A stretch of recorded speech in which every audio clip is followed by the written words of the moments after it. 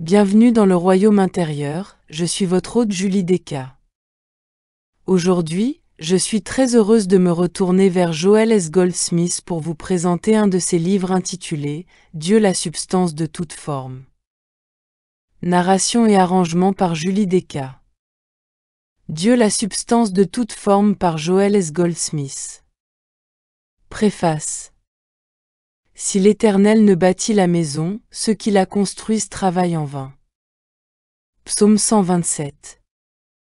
L'illumination dissout tous les liens matériels et rassemble les hommes dans les chaînes d'or de la compréhension spirituelle. Elle reconnaît seulement la direction du Christ, elle n'a ni rituel, ni règle, hormis l'amour universel, impersonnel, divin. Elle n'a aucune autre adoration que la flamme intérieure qui est toujours allumée dans le sanctuaire de l'esprit. Cette union est l'état libre de la fraternité spirituelle. La seule restriction est la discipline de l'âme. C'est pourquoi nous connaissons la liberté sans licence.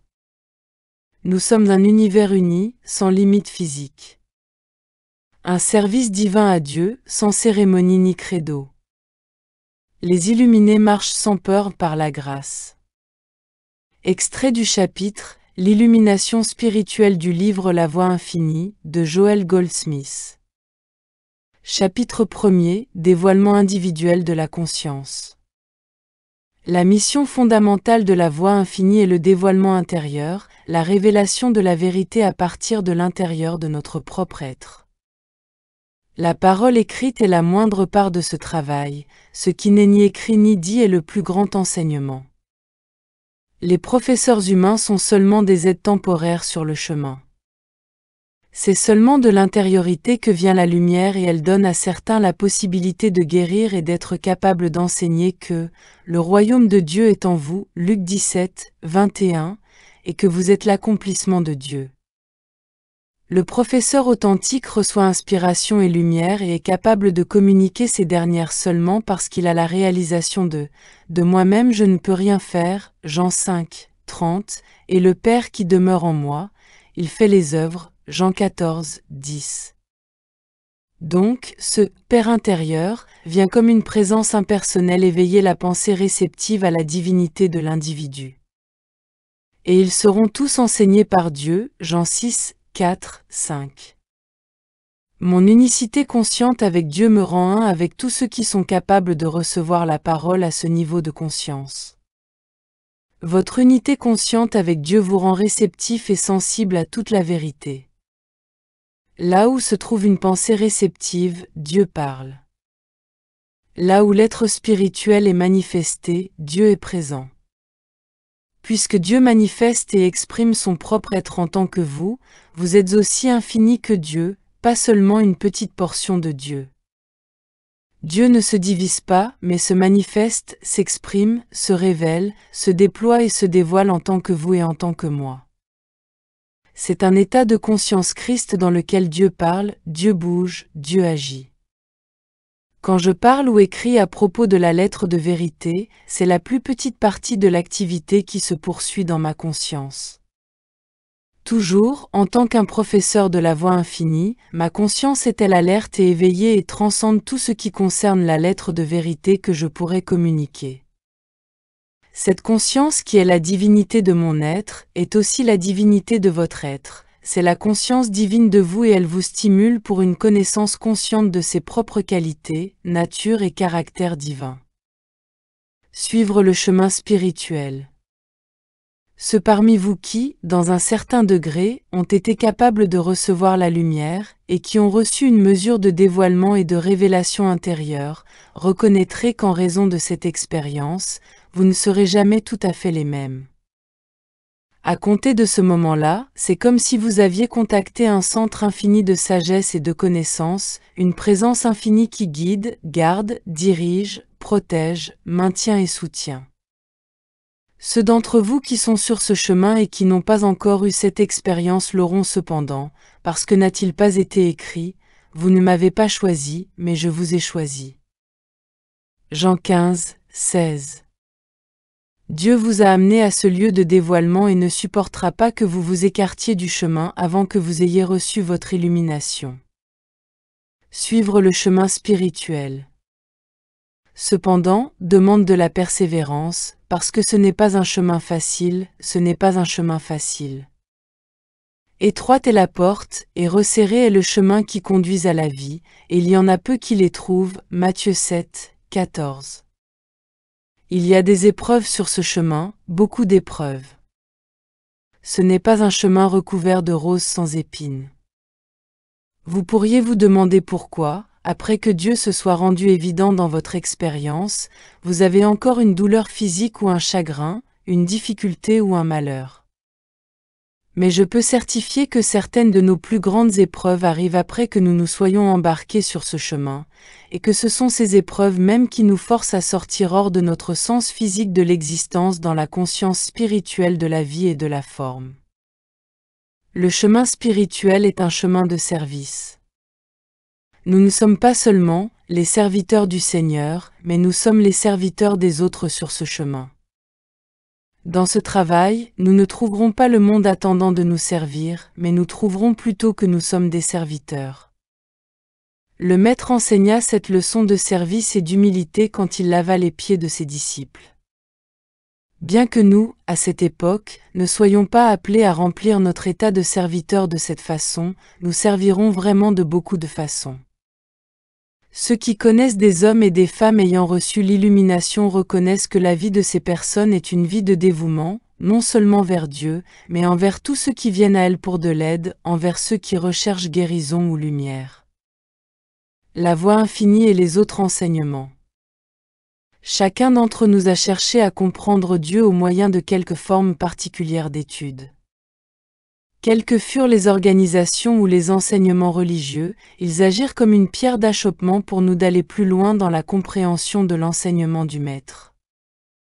Même si parfois des différences entre la voie infinie et d'autres approches de la vérité sont signalées, on doit toujours se rappeler que ceci est fait sans aucun sentiment de critique ou de jugement. Il ne peut y avoir aucun jugement sur aucune de ces approches, seulement de l'amour et de l'honneur pour la totalité d'entre elles. Il en est de même pour la médecine. Les docteurs et les infirmières consacrent leur vie à aider l'humanité comme ils la voient et sur le plan physique ils font des progrès, aussi avons-nous seulement amour et respect pour eux.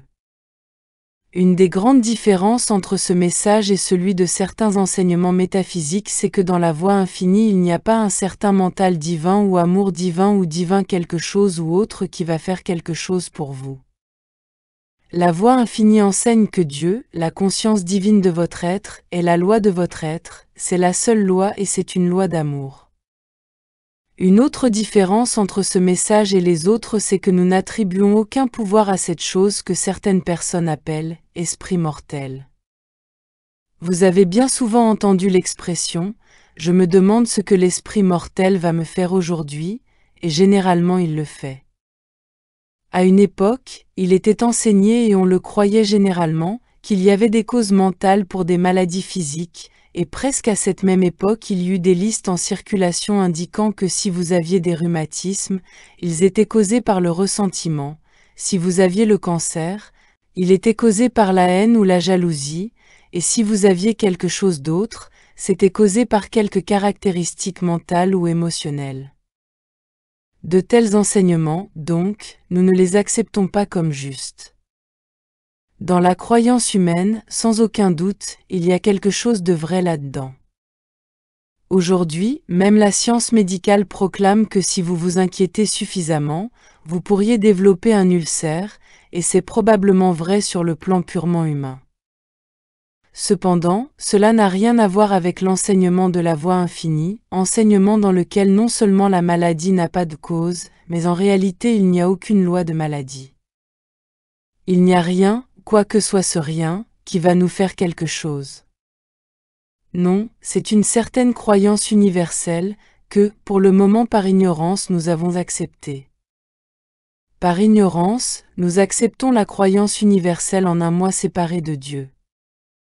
Ce que nous avons à faire n'est pas d'examiner notre propre pensée pour voir quel processus de pensée erronée nous avons fait, mais plutôt de voir dans quelle proportion nous acceptons les croyances universelles et réalisons que toutes les croyances universelles sont des suggestions hypnotiques, et que notre esprit, Le seul et unique esprit qu'il y ait ne peut pas être utilisé comme un instrument pour hypnotiser ou pour être hypnotisé. Ainsi, nous retirons le pouvoir à ce faux sens et acquérons la conscience d'un pouvoir et une présence. Il y a seulement un « je » ou ego, une conscience. Qu'elle apparaisse en tant que vous ou en tant que moi. Et ceci est un autre point vital sur lequel nous différons de certains enseignements courants. La voix infinie enseigne que vous n'êtes pas idée, manifestation ou reflet, vous êtes conscience apparaissant, je suis la lumière du monde, Jean 8, 12. Je suis le chemin, la vérité et la vie, Jean 14, 6. Il y a seulement un je. Que ce je apparaisse comme vous ou comme moi, c'est le même je. La voix infinie, une façon de vivre. Ce message est appelé la voix infinie. C'est un nom qui ne veut rien dire à personne dans le monde, excepté à ceux à qui cet enseignement est familier, ceux qui savent que la voie infinie est véritablement une façon de vivre qui conduit au dévoilement de leur propre conscience. C'est ce qu'est la voie infinie, une façon de vivre qui reconnaît Dieu comme conscience infinie, et le travail des aspirants sur cette voie est de se mettre en conformité avec elle. Afin de démontrer les harmonies de la vie, nous avons à acquérir la conscience du bien. Dans cet enseignement, nous croyons que les faits ne constituent pas l'approvisionnement et qu'un corps physiquement sain ne constitue pas la santé.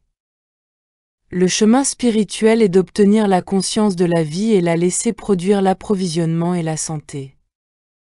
Ce chemin n'est pas une méthode pour démontrer soit approvisionnement soit santé, mais est un chemin pour démontrer la conscience de la présence de Dieu et laisser cette conscience produire l'approvisionnement et la santé. Pas à pas notre chemin est déployé devant nous. Nous ne pouvons pas toujours voir le projet complet, et comme nous franchissons un pas après l'autre, l'image complète est inévitablement produite. L'influence, le vin, de la vérité. Chaque enseignement métaphysique a un grand objectif, la réalisation, dans une certaine mesure, de la conscience de Dieu. Jusqu'à ce point, la voie infinie est d'accord avec tout enseignement métaphysique. Et il y a beaucoup de facettes de ce but unique dans lesquelles ces enseignements peuvent se rencontrer sur une base commune d'accord et de compréhension. Tous les enseignements métaphysiques reconnaissent la possibilité d'obtenir le paradis ici et maintenant. En tous, que leur méthode soit d'accord ou non avec nos méthodes, une tentative est faite pour guérir spirituellement et apporter l'activité de Dieu dans l'expérience individuelle, dans nos corps, dans notre travail et dans notre vie familiale et dans le monde des affaires.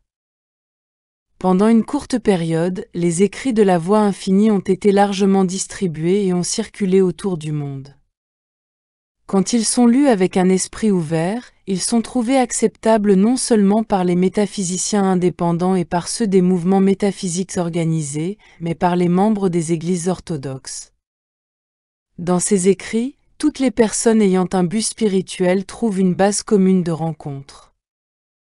La vérité du message est la pensée agissant comme un levain à un tel point que la bigoterie, la haine et la peur des croyances religieuses sont rompues et dissoutes. Dans la réalisation de Dieu comme conscience, la conscience de l'être individuel, il ne peut pas demeurer de prévention religieuse ou raciale, des haines, des peurs ou du sectarisme. Ces derniers restent tant qu'il y a la croyance en un moi séparé de Dieu. Quelle que soit la vérité trouvée dans ce message, c'est vraiment la vérité s'énonçant elle-même et finalement son influence de levain rassemblera tout dans l'unité de conscience. Par ceci, je ne veux pas dire rassembler dans le sens d'une organisation, mais rassembler dans l'ouverture de notre propre conscience à l'unité de l'enseignement de vérité, rassembler dans le sens que lui donnait Jésus quand il disait à ses disciples « Celui qui n'est pas contre nous est avec nous » Marc 9, 40. Les métaphysiciens du monde entier essaient d'unifier le monde par la compréhension de Dieu en tant qu'omniprésence. Les enseignements de la totalité d'entre eux établissent le postulat que Dieu est esprit individuel, que Dieu est vie individuelle, que Dieu est âme individuelle. Donc, il ne devrait y avoir aucun sentiment de division entre eux, il ne devrait y avoir aucun sentiment que quelqu'un a plus de vérité qu'un autre ou que ce quelqu'un est meilleur qu'un autre. Tant qu'il y a un sentiment de supériorité ou de comparaison, la conscience n'est pas ouverte à l'unité et à l'universalité de la vérité. Vous ne trouverez jamais Dieu dans un livre. Si vous voulez connaître Dieu, vous-même, devez vous tourner à l'intérieur de vous et le trouver, dans l'endroit secret. Vous ne pouvez jamais voir Dieu, mais vous pouvez devenir conscient de Dieu au-dedans de votre propre être, vous pouvez réaliser sa présence et la ressentir. Quand votre pensée est sur l'extérieur, les choses que vous pouvez voir, entendre, toucher, goûter ou sentir, vous manquez le chemin spirituel, la voie infinie, parce que vous ne pouvez pas voir, entendre, toucher, goûter ou sentir la réalité de l'existence, la création de Dieu. Le but de cet écrit et de toute votre étude n'est pas seulement de gagner une connaissance au sujet de la vérité. La lettre appartenant à la vérité de l'être est si simple qu'un enfant peut facilement la comprendre. Vous trouverez que les 3/4 de ce que vous lisez à propos de la vérité est oublié une fois que ce sentiment de Dieu en tant qu'omniprésence devient évident. Le but de votre étude est d'élever tellement la conscience que ce sentiment de l'omniprésence soit obtenu. Quand c'est obtenu, le travail de guérison est fait avec un sourire, pas avec une réflexion acharnée. L'approvisionnement, la totalité, la perfection, tout cela vient seulement avec un sourire. C'est un étrange petit sourire, mais c'est Dieu, et il connaît le néant de tout cela qui apparaît en tant qu'un être humain.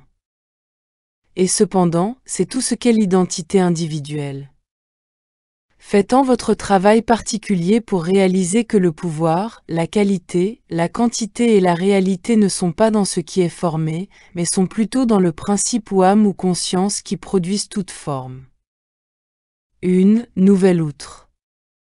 Et aucun homme ne met du vin nouveau dans de vieilles outres, mais le vin nouveau doit être mis dans des outres neuves. Marc 2, 22. Nous avons à développer une outre complètement neuve, un nouvel état de conscience, et nous commençons en laissant tomber tout le sens matériel. Cela ne peut se faire en un instant, c'est le travail d'une vie entière, parce que cela implique un changement de conscience complet. N'essayez pas de mettre du vin nouveau dans de vieilles outres. N'essayez pas de planter les graines de cette inspiration dans un terrain épineux ou pierreux. Si vous le faites, elles seront perdues. Le sol doit être préparé, une conscience spirituelle doit être développée. Cela demande beaucoup de patience et vous devez être prêt à rester seul en vous-même et réfléchir à cette idée de conscience individuelle en tant que la cause, la loi et le pouvoir de l'être. Pouvez-vous voir que la totalité de Dieu apparaît en tant que vous, et que la totalité de Dieu apparaît en tant que votre prochain? Selon le degré dans lequel vous acceptez cette vérité, vous développez le Christ de votre propre conscience, vous développez votre conscience consciente de la plénitude du Christ en tant que votre être. Le développement du Christ conduit à la connaissance consciente de la présence, la conscience de la direction intérieure, la connaissance consciente d'un être intérieur infini, cela qui va devant vous tout le temps, cela qui est conscient tandis que vous dormez. Ensuite, vous réalisez combien beaucoup plus vaste que toute circonstance ou condition humaine est cette connaissance consciente de la nature infinie de votre propre conscience, qui a toujours été au centre de votre être, attendant seulement d'être reconnue. Pour ce travail, chaque parole émise par le Maître devrait être apprise et acceptée comme loi. Un seul passage pourrait changer votre expérience, mais une nouvelle conscience entière peut être obtenue en prenant chaque passage donné par le Maître chrétien et en l'utilisant consciemment. Plus que tout autre prophète ou voyant, il a donné le secret de la vie spirituelle au monde occidental. Comme exemple, lisez l'enseignement du Maître sur la futilité de l'inquiétude angoissée. Ne vous inquiétez pas pour votre vie, de ce que vous mangerez, ni pour votre corps de quoi vous serez vêtu. La vie est plus que la nourriture, et le corps plus que le vêtement. Considérez les corbeaux, ils ne sèment ni ne moissonnent, ils n'ont ni entrepôt ni grenier, et Dieu les nourrit, combien ne valez-vous pas plus que les oiseaux? Qui de vous, par ses inquiétudes, peut ajouter une coudée à la durée de sa vie? Si donc vous ne pouvez pas la moindre chose, pourquoi vous inquiétez-vous du reste? Considérez comment croissent les lys, ils ne travaillent ni ne filent, cependant, je vous dis que Salomon même, dans toute sa gloire, n'a pas été vêtu comme l'un d'eux. Si Dieu revêt ainsi l'herbe qui est aujourd'hui dans les champs, et qui demain sera jetée au four, à combien plus forte raison ne vous vêtira-t-il pas, gens de peu de foi? Et vous, ne cherchez pas ce que vous mangerez et ce que vous boirez et ne soyez pas inquiets, car toutes ces choses, ce sont les païens du monde qui les recherchent. Votre Père sait que vous en avez besoin. Cherchez plutôt le royaume des cieux et toutes ces choses vous seront données par-dessus. Ne crains point, petit troupeau, car votre Père a trouvé bon de vous donner le royaume. Luc 12, 22 à 32. Obtenez la conscience que votre Père sait que vous avez besoin de ces choses, afin que chaque fois que vous serez tenté de vous inquiéter à propos de votre travail de l'année prochaine, votre maison, ou de la nourriture, il vous sera rappelé que c'est le bon plaisir de votre Père de vous donner le royaume. Demandez-vous, suis-je en train de vivre dans cette conscience de « ne vous inquiétez pas ». Rappelez-vous la question du Maître, qui, par ses inquiétudes, peut ajouter une coudée à la durée de sa vie. Matthieu 6, 27, car mes pensées ne sont pas vos pensées. Ésaïe 55, 8. Les pensées de Dieu ne sont pas vos pensées, alors pourquoi s'inquiéter le moins du monde? Regardons plutôt cet univers, et comprenons que le pouvoir divin qui le forma le maintient et le soutient. Mais faisons-nous cela? Non, nous installons une entité séparée, un moi séparé de Dieu, qui doit être nourri et dont on doit prendre soin, et nous consacrons notre vie à gagner de quoi le faire vivre. Jésus a dit, « Mon royaume n'est pas de ce monde. » Jean 18, 36. Ma paix, je vous la donne. Jean 14, 27. À aucun moment, Jésus ne rechercha sa propre démonstration, il vivait toujours dans le sens du don, d'être une transparence pour le bien vers le monde. Le Christ ne peut pas entrer dans la conscience qui se cherche pour elle-même, Dieu ne peut pas être utilisé dans le but d'accroître l'état humain. Notre mission dans le monde est d'être une transparence pour le bien vers le monde. Le Christ ne peut pas être utilisé dans le but d'accroître l'état humain. Notre mission dans le monde est d'être une transparence pour le bien. Le « je » qui est en train de chercher quelque chose pour lui n'est pas le Fils de Dieu, parce que le Fils est un héritier de Dieu et cohéritier avec le Christ, et le Fils est toujours conscient que tout ce que le Père a est à lui. Alors, qu'est-ce que le Fils a à chercher? L'infinité jaillit à travers nous. En bâtissant cette nouvelle conscience, nous ne pouvons rien rechercher, mais nous devons commencer à réaliser que nous sommes héritiers de Dieu et cohéritiers avec le Christ, Romains 8, 17, et donc nous sommes cet endroit à travers lequel la totalité de Dieu coule à flot. Avec cette conscience Christ développée, nous aussi pouvons nourrir 5000 personnes, ou autant qu'il en vient, les nourrir spirituellement et si nécessaire les nourrir matériellement, puisque le même esprit, se déversant à travers eux, apparaît comme nourriture. C'est seulement une question de combien nous limitons Dieu. Certainement, humainement, nous ne pouvons pas faire les œuvres, mais Dieu le peut. Quand il est justement compris que nous sommes le Christ, la présence même de Dieu, ne vivant pas du point de vue de recevoir quelque chose, mais du point de laisser l'infinité couler à flot à travers nous, nous trouverons que nous pouvons nourrir les 5000. Le Père Céleste est notre propre conscience, et il sait de quelles choses nous avons besoin. Chapitre 2 – Construire la nouvelle conscience. Beaucoup d'aspirants sur le chemin spirituel expérimentent le dévoilement intérieur ou révélation quand ils commencent à avoir une certaine compréhension de ce qu'est la méditation. La méditation est notre méthode de construction d'une conscience de vérité, une nouvelle conscience. La méditation est notre mode de prière. En tout premier cependant, il doit être compris que la prière n'est pas ce que nous disons à Dieu, mais plutôt ce que Dieu nous dit. À cause du bruit du monde, nous n'entendons pas la petite voix tranquille ni ne recevons le bénéfice de la présence, et donc nous devons apprendre à être silencieux et réceptifs. L'apprentissage de la méditation. Le but de la méditation est d'obtenir une connaissance consciente de la présence de Dieu, une conscience consciente telle de notre unité avec Dieu que nous puissions entrer dans une véritable réalisation de la vérité de l'être. Bien qu'une méditation réussie demande silence et réceptivité, n'essayez jamais de tranquilliser l'esprit humain. N'essayez jamais de stopper le processus de pensée ou de tenter de faire le vide de vos pensées. Cela ne peut se faire. Quand vous commencez à méditer et que des pensées de nature indisciplinée viennent, laissez-les venir, n'en soyez pas troublés. Ce sont les pensées du monde, pas les vôtres, prenez l'attitude de vous mettre en retrait et de les observer. Voyez-les impersonnellement.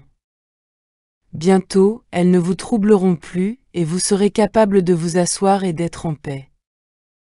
Il y a beaucoup d'écoles de pensée quant à la méthode correcte d'approcher la méditation, et, pour le débutant, il devrait probablement y avoir une certaine méthode ou une marche à suivre indiquée.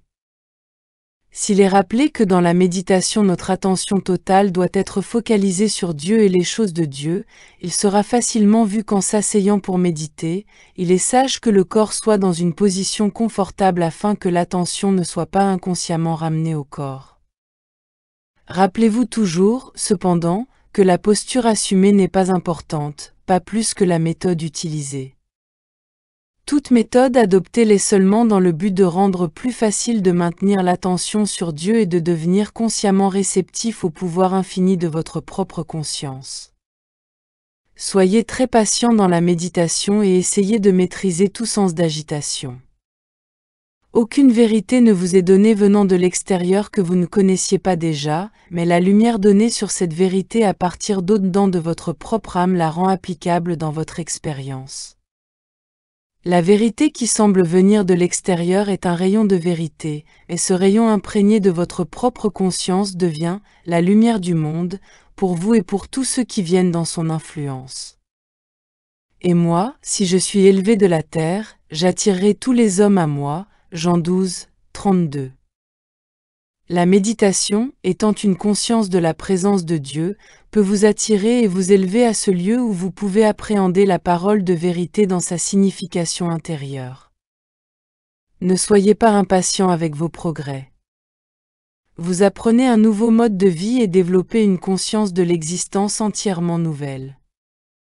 Une expérience consciente. La méditation est une expérience consciente.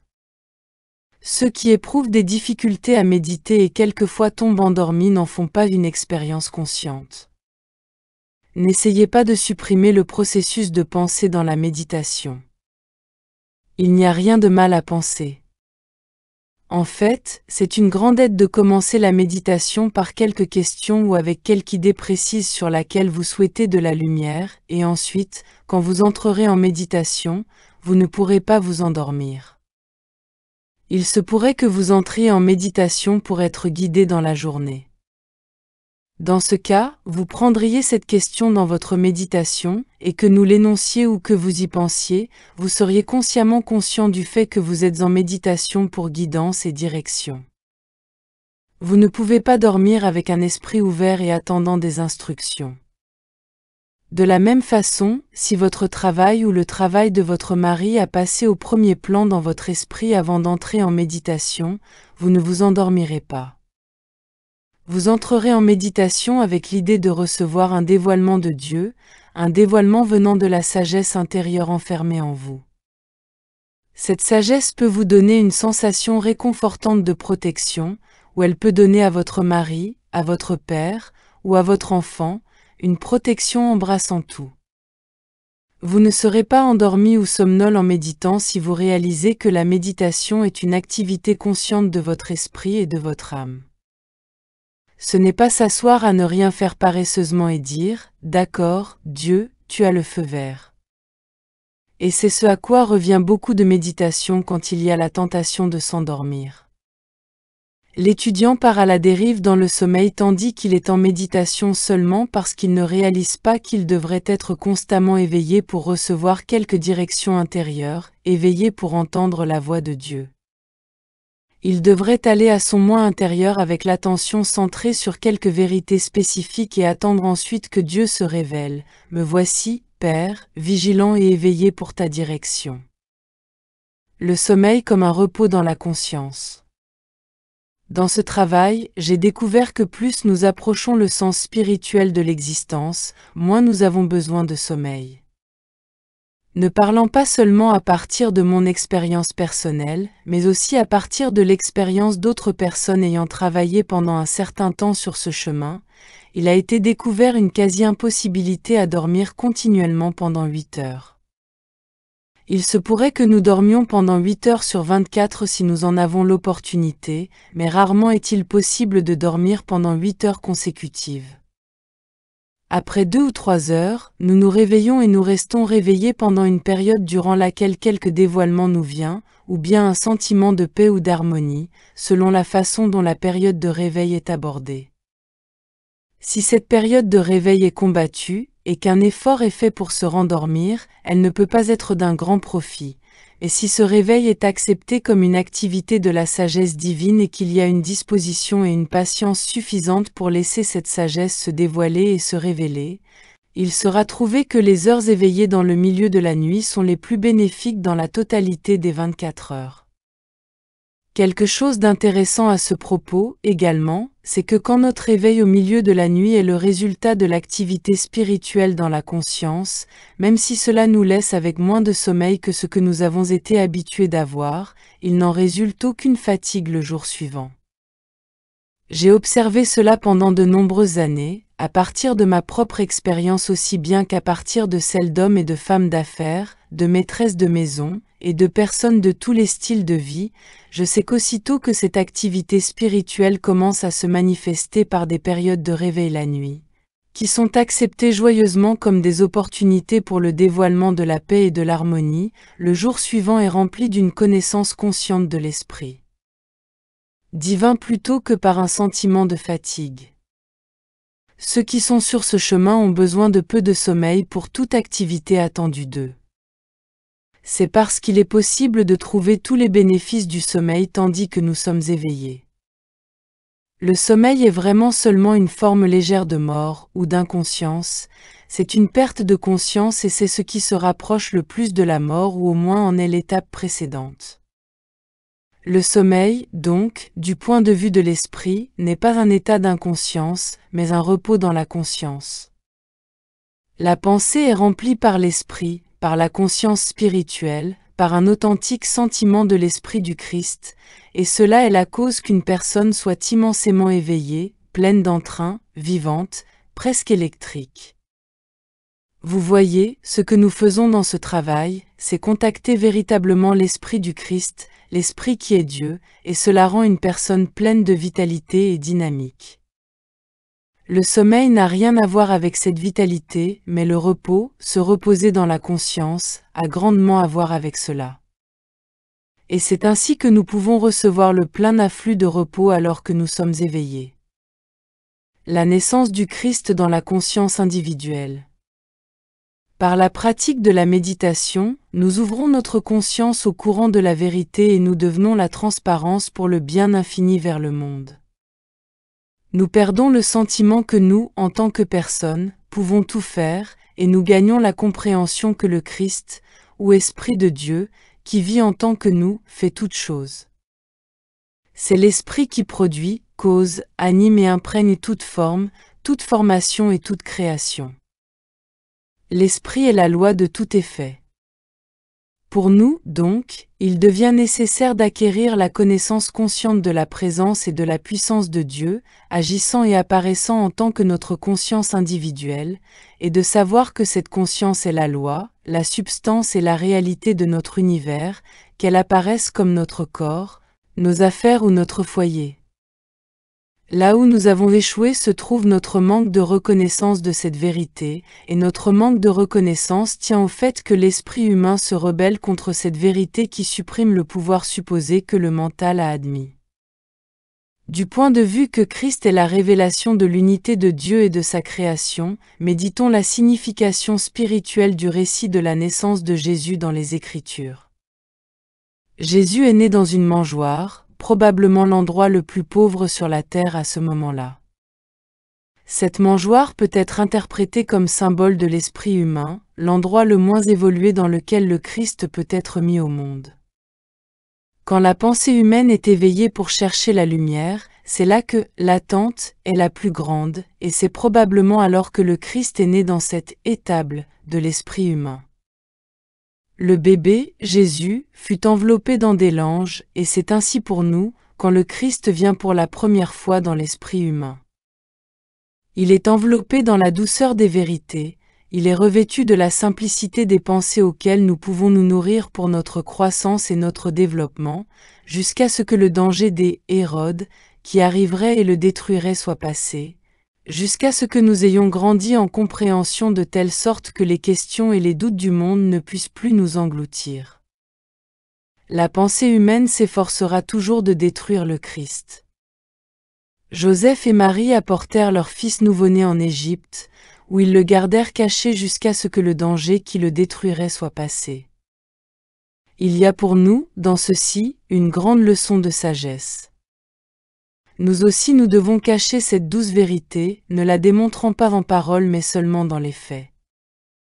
Nous ne devons pas la proclamer à la ronde, mais plutôt la laisser apparaître comme elle apparut à Jésus à 12 ans, quand il étonnait les rabbins dans le temple par sa sagesse.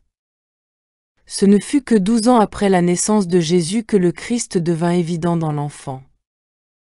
Également aussi, il fallut 9 ans à Paul après son illumination pour qu'il sorte prêcher et enseigner. Le Christ nouveau-né ne doit pas être trimballé par monts et par vaux, mais on doit lui permettre de se développer et de se fortifier dans notre conscience, et ensuite nous verrons qu'il n'est pas nécessaire de faire du prosélytisme. Le monde résistera toujours à l'enseignement de l'unité, de l'omniprésence et de l'omnipotence, mais quand la présence du Christ a été ressentie, nous pouvons alors parler de lui sans avoir peur de le perdre. C'est mieux de garder cette vérité en notre propre être et de la laisser ensuite devenir visible au monde par les résultats plutôt que de sortir et la prêcher. C'est surprenant de voir comment le monde ressent ce qui se passe sans que nous en parlions. Le Christ même, l'Esprit même de Dieu, est manifesté en tant que la paix de notre être, en tant que la prospérité de notre bourse, en tant que la joie sur nos visages. C'est alors que le monde reconnaît que nous avons quelque chose, et c'est alors que le travail guérissant prend place, sans s'inquiéter, sans effort de réfléchir, ni par la puissance, ni par le pouvoir, mais par mon esprit, Zacharie 4, 6, par la paix de l'esprit que nous avons trouvée. C'est par la méditation que nous développons une connaissance consciente de la présence et de la puissance de Dieu, et que nous ressentons cette présence avec nous tout au long de nos jours et de nos nuits, guidant et protégeant. L'objet de notre travail est la réalisation que « moi et mon Père sommes un » Jean 10, 30, et que là où je suis, Dieu est. Quand cette réalisation est obtenue, peu importe l'image qui nous est présentée. Il y a une présence et une puissance instantanément disponibles pour moi. Où je suis, Dieu est, et donc, l'endroit où je me tiens est terre sainte. Où irai-je loin de ton esprit? Et où fuirai-je loin de ta présence? Si je monte aux cieux, tu es là, si je fais mon lit en enfer, regarde, tu es là. Psaume 139, 7, 8. Même si je fais mon lit en enfer, cette présence est là. Il peut y avoir ennui, péché, maladie, manque ou limitation.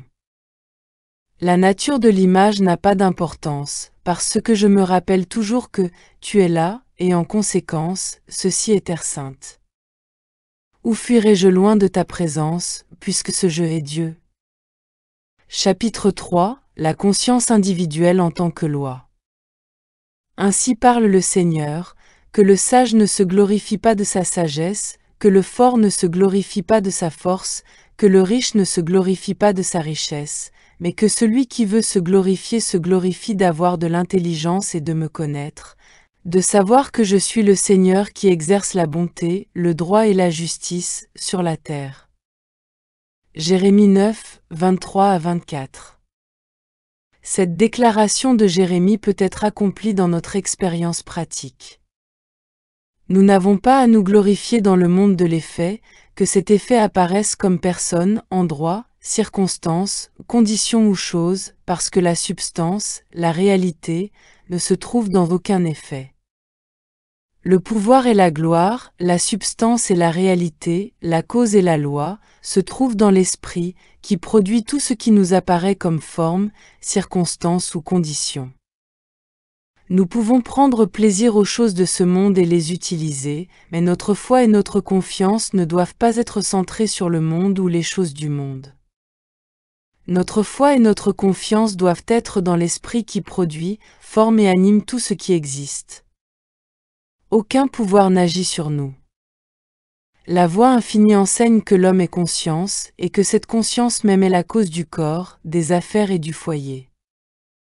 Beaucoup de gens croient qu'un corps discordant, des affaires ou un foyer discordant, sont dus à un pouvoir en dehors d'eux-mêmes agissant sur eux. Tant que nous acceptons la croyance qu'il y a un pouvoir extérieur à nous, tout aussi longtemps chercherons-nous à entrer en contact avec un bon pouvoir pour qu'il fasse quelque chose pour nous. Si la croyance est acceptée qu'une loi temporelle est en train d'agir sur nos corps et nos mentalités, notre expérience se situera à ce niveau. Il n'y a aucun pouvoir opérant dans notre expérience séparée de notre propre conscience, mais tant que nous croirons qu'il y a un tel pouvoir et tant que nous essaierons d'entrer en contact avec, nous ne le contacterons jamais. Le monde a prié Dieu pour des choses. Cela n'a pas plus de sens de prier Dieu pour des choses que cela n'en a de prier le principe de l'électricité d'éclairer votre maison. Ne vous réjouissez pas dans les choses, mais réjouissez-vous que vous me comprenez et me connaissez moi, la réalité de l'être, votre être est le mien, et que vous comprenez que cet être est Dieu. Alors vous verrez l'inutilité de prier cela qui forme votre propre corps, vos propres affaires, votre propre foyer.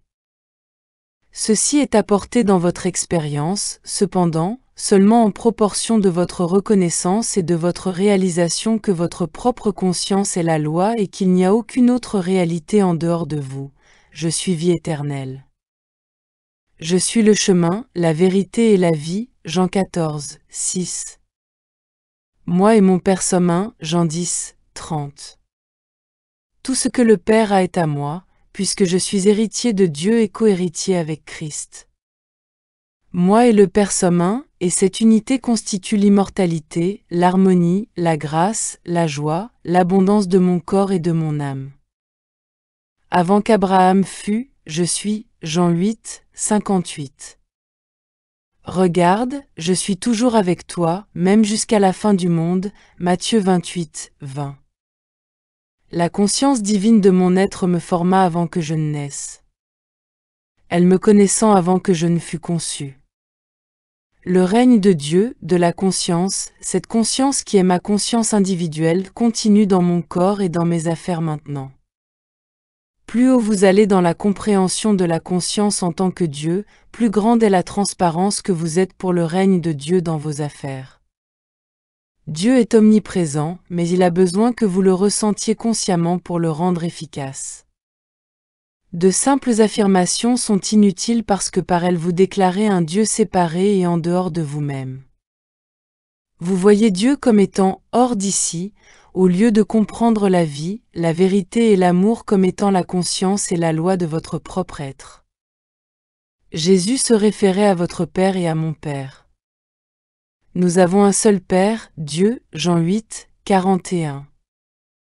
Il y a si longtemps que je suis avec vous, et tu ne m'as pas reconnu, Philippe. Celui qui m'a vu a vu le Père, Jean 14, 9. Le royaume de Dieu est au-dedans de vous, Luc 17, 21, et il fera des œuvres plus grandes que celles-ci, Jean 14, 12.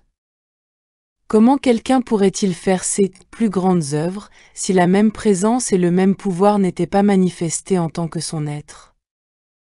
Pas de pouvoir séparé de la conscience. La guérison spirituelle est accomplie à travers le silence divin, non par un processus de pensée conscient. Quand vous êtes confronté au péché, à la maladie, au manque ou à la limitation, observez pour voir si vous commencez immédiatement à les réfuter mentalement.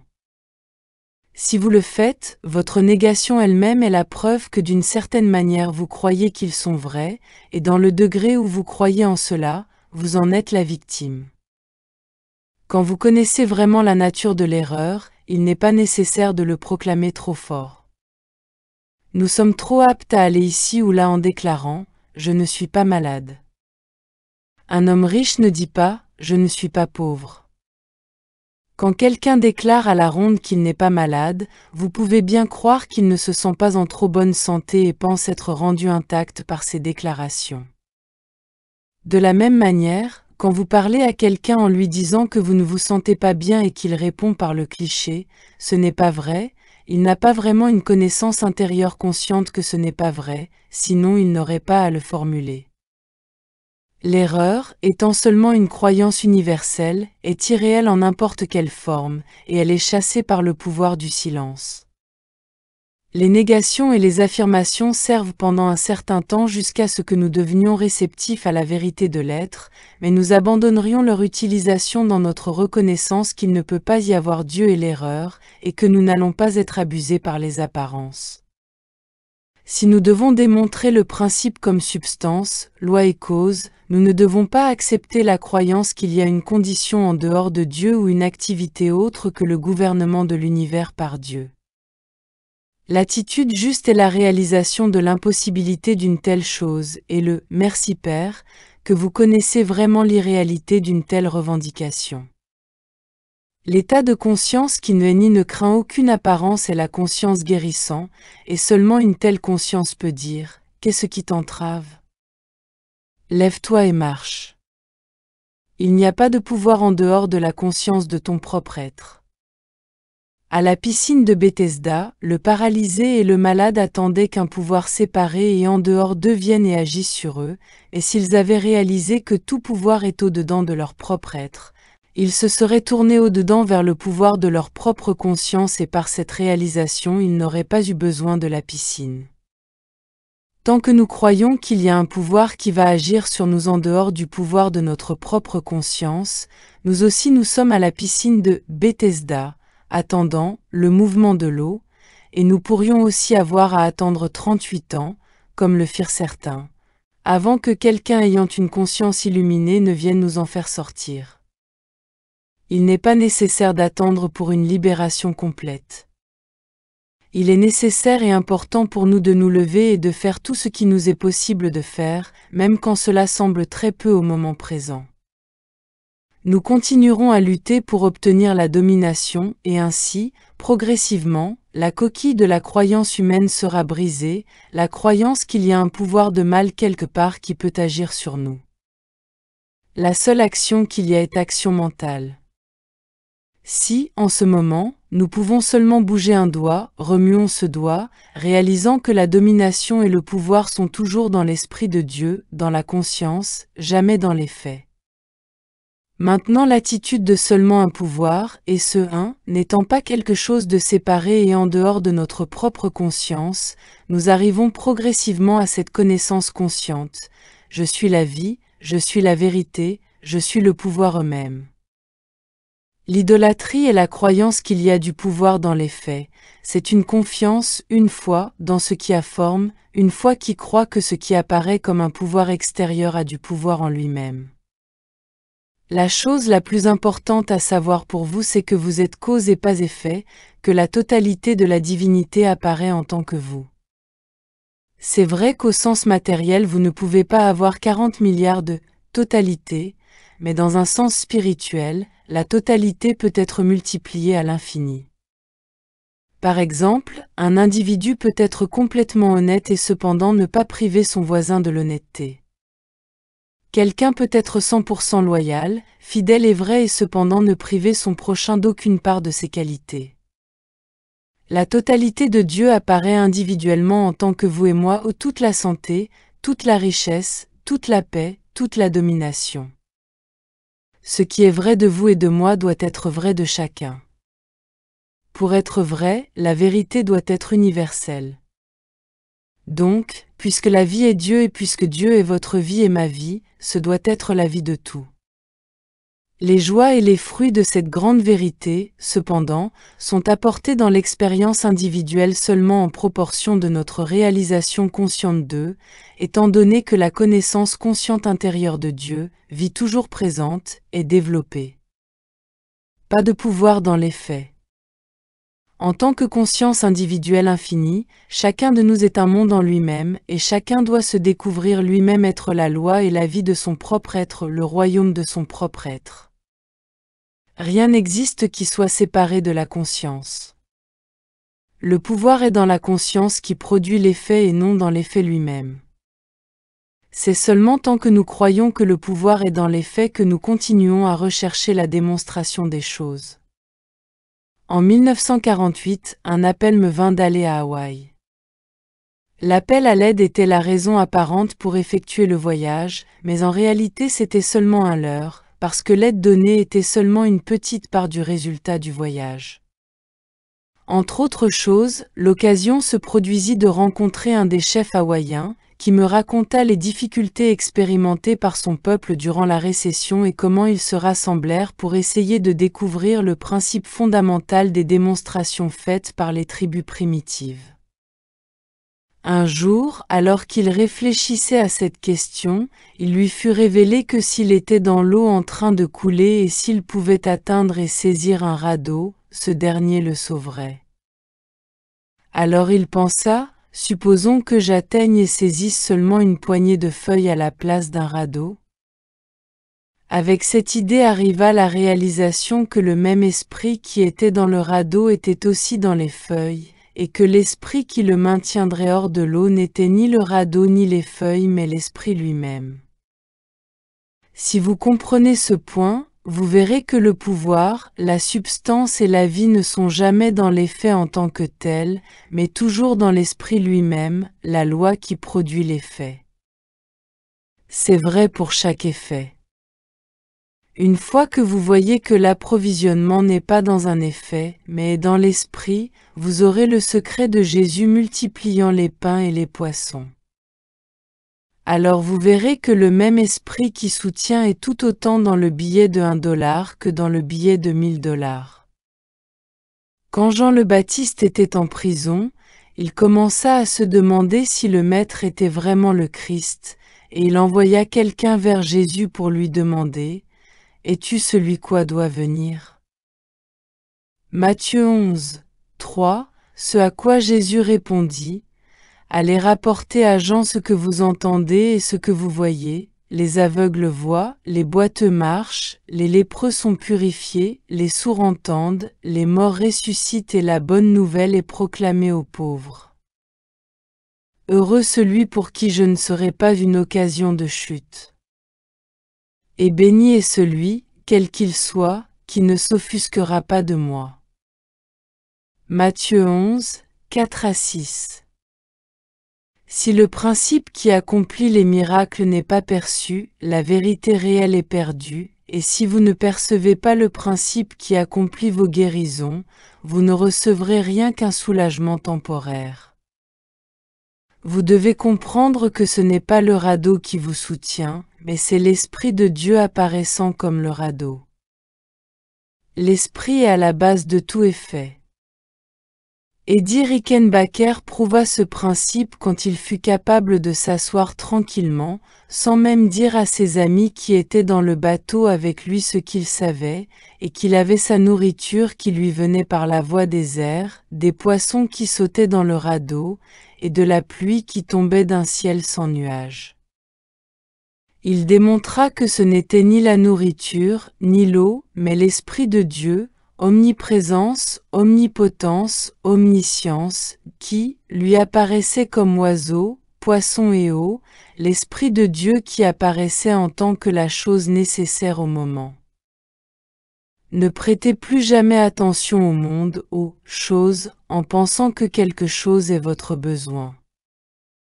C'est l'Esprit de Dieu omniprésent qui remplit le besoin, et s'il doit apparaître comme argent, il le fera, ou s'il doit apparaître comme nourriture, santé, foyer ou compagnie, il le fera.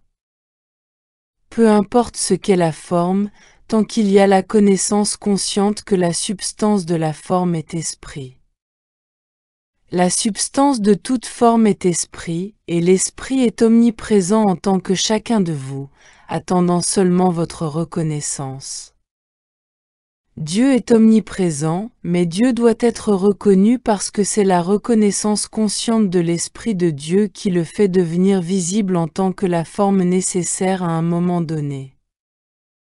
Une fois que nous obtenons la réalisation que Dieu, l'Esprit, est la conscience de l'être individuel et que rien n'existe séparé de cette conscience, nous commencerons à voir que c'est l'Esprit de Dieu dans les feuilles ou dans le radeau qui nous supporterait, que c'est l'Esprit de Dieu dans la pièce de 10 cents qui paierait votre trajet pour tout endroit dans le monde, que c'est l'Esprit de Dieu dans les quelques miches et poissons qui nourriraient 5000 personnes. Nous commencerons à voir que l'approvisionnement n'est pas dans le billet de $1 ni dans l'obligation de $1, mais dans l'Esprit de Dieu qui nous les apporte. N'oublions jamais cela, ne plaçons pas notre dépendance sur un billet de banque ou sur une obligation, mais sur l'Esprit de Dieu qui nous les apporte. Si nous devions perdre tout ce que nous avons tout à coup, ce même Esprit pourrait le produire à nouveau pour nous.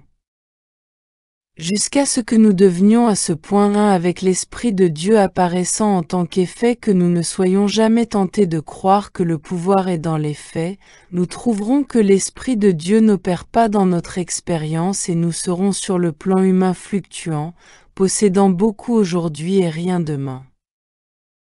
Jusqu'à ce qu'il y ait une connaissance consciente et une reconnaissance de l'Esprit de Dieu en tant que la substance, le pouvoir et la loi de tout effet, c'est comme s'il n'y avait aucun Esprit de Dieu. Il y a seulement un moyen d'expérimenter la présence et la puissance de Dieu, et c'est par la reconnaissance et la réalisation de l'Esprit en tant que la réalité de tout ce qui apparaît, mais toujours avec la compréhension que l'apparence elle-même n'est pas la réalité. Le souci pour les faits persiste tant qu'il y a la croyance que le pouvoir, la loi ou la réalité sont dans les faits. À l'instant où il y a une réalisation que la conscience, l'Esprit de Dieu, apparaît en tant qu'effet, il n'y aura plus d'inquiétude pour les faits. Que ceci soit notre refrain, reconnaissez l'Esprit en tant que la base de tout effet. Ne soyez aucunement dépendant de personne ou de choses, mais placez toute votre confiance dans l'Esprit, dépendez de l'Esprit. Regardez l'Esprit, la conscience, apparaître en tant qu'effet, votre conscience apparaissant en tant que forme. Chapitre 4 – Accomplissement de la conscience. Le paradis, la vision du désir accompli, et l'enfer, l'ombre d'une âme en feu. Omar Khayyam. Quiconque a fait l'expérience d'une vie accomplie sait que c'est le paradis. Quiconque fait le travail qu'il aime faire est au paradis. Le paradis est l'accomplissement de notre propre conscience. Chacun de nous est en ce monde à cause d'un plan divin. Personne ne peut venir ici par accident, personne ne vint simplement au moyen d'une création physique. Nous tous faisons partie d'un plan universel, et ce plan est l'accomplissement de Dieu. Ce n'est pas qu'à l'un de nous, pour quelque raison spéciale, il a été donné un dévoilement de vérité et une opportunité pour l'étude et la pratique, mais que cette vérité, elle-même, s'accomplit et se manifeste elle-même, et nous sommes la transparence en tant que qui elle apparaît au monde. La vérité s'accomplit d'une certaine manière à travers vous ou en tant que vous, bien que cet accomplissement puisse ne pas être apparent en ce moment. Il est certainement vrai que la plupart des gens dans le monde ne remplissent pas leur destinée en tant que Dieu rendu visible et en tant qu'amour dévoilé et révélé. La scène humaine a semblé nous couper du divin, aussi avons-nous accepté une identité séparée et avons-nous essayé de l'accomplir. Que nous ayons réussi ou non dans le domaine extérieur ne déterminera pas notre accomplissement du paradis. C'est l'accomplissement de la conscience intérieure qui est le paradis, et elle peut s'accomplir en tant qu'homme d'affaires ou en tant qu'homme professionnel, mais c'est encore la conscience s'accomplissant sur le niveau de la conscience. Le succès dans les affaires, de lui-même, ne témoigne pas de la réalisation du paradis. Beaucoup de gens ayant réussi sont malheureux parce qu'ils n'ont pas réussi dans le travail précis qui serait l'accomplissement du désir de leur cœur. Nous avons eu l'expérience d'étudier la vérité afin d'obtenir une guérison ou de démontrer l'approvisionnement ou le succès, et nous sommes arrivés à l'endroit où nous n'étions pas satisfaits.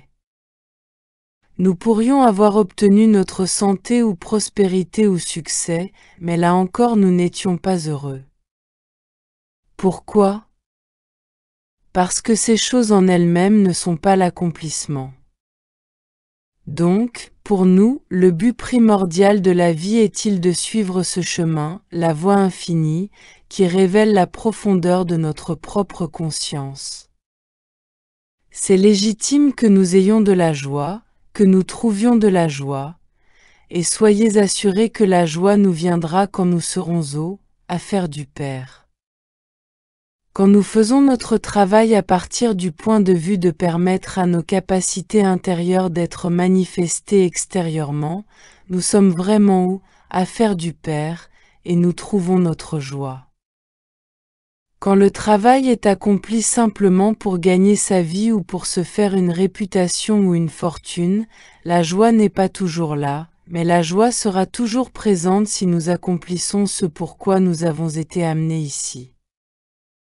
La personne qui produit des guérisons simplement pour voir une personne malade devenir bien portante est humainement bonne, mais il doit être reconnu qu'une telle motivation ne fait pas partie de la vie spirituelle.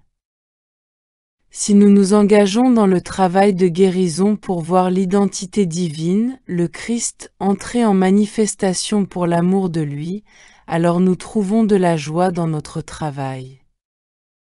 Quand ce travail est entrepris pour l'amour d'être témoin de Dieu rendu manifeste, alors il n'y a aucun travail ou effort humain en cela et aucune volonté personnelle n'est impliquée. Le bien, écoulement de la conscience. Quand nous retirons notre attention du monde extérieur et que nous la centrons sur le royaume de Dieu au-dedans, nous commençons à comprendre ce que la voie infinie peut réellement être. C'est complètement beau et satisfaisant. Demandez-vous, suis-je en train d'accomplir un dessein divin dans la vie?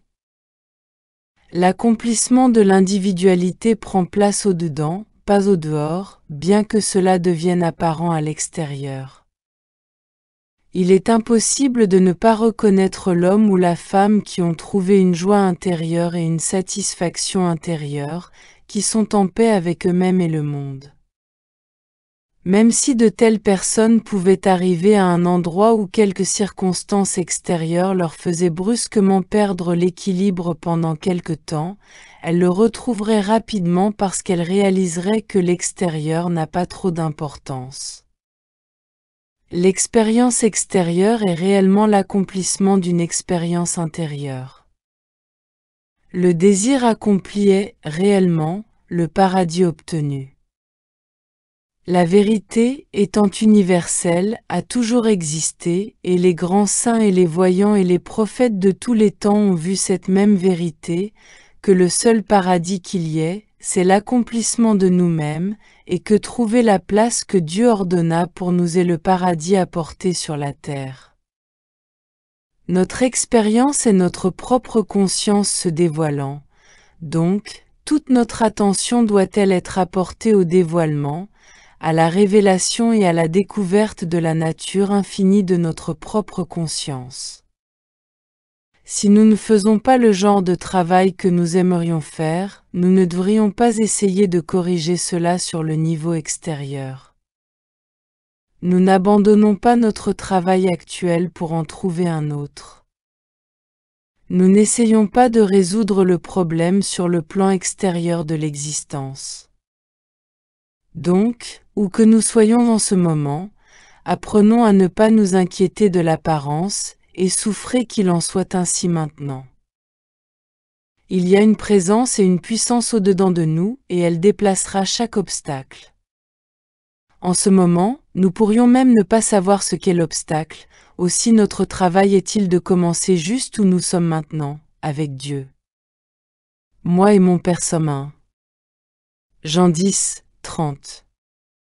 Donc, là où je suis, Dieu est, et à partir de cet état divin de conscience jaillit l'harmonie de mon être. La connaissance consciente de la présence et du pouvoir corrige, enlève et change l'image extérieure, jusqu'à ce que l'extérieur devienne une réflexion absolue de l'intérieur. L'expérience extérieure reflète notre conscience intérieure quand nous avons appris à nous tourner au-dedans et à la laisser venir au monde, et tant que nous barbotons dans l'image extérieure, nous efforçant de la corriger ou de la changer, tout ce que nous pouvons avoir est une image humaine fluctuante. C'est seulement quand nous apprenons à laisser l'intérieur paraître, quand nous apprenons à nous détourner de l'extérieur pour le moment, que nous trouvons l'harmonie que nous cherchons.